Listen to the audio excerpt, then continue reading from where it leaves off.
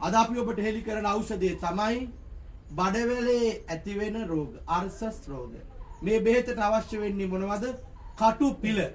තාම වටිනා අග්‍රගණ්‍ය ඖෂධයක් තමයි කටුපිල කරල් සැබෝ. කවුරුත් දන්නවා කටුපිල කරල් සැබෝ මොනවද කියලා.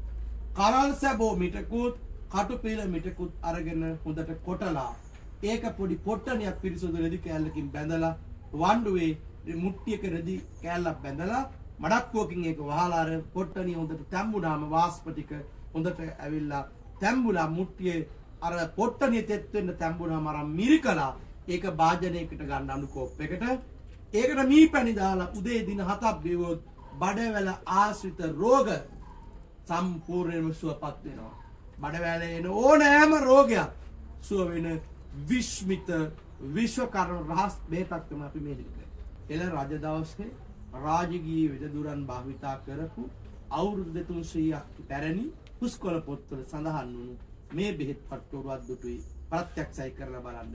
බඩවැලේ යම් දෝෂයක් තිබෙනවා නම්, බඩවැලේ කළු ලප තුවාල තිබෙනවා නම්, එහෙම නැත්නම් අර්සස්, භාගන්තර ආදී සියලු රෝගවල රෝග මූලය සුවපත් කරන දිව්‍ය ගණේ අග්‍රගණ්‍ය ඖෂධයක් තමයි කටුපිල කරල් සැබෝ. කටුපිල වල තියෙන පිළිකා ශෛල දුරු කිරීමේ මහා ඖෂධී ගුණය.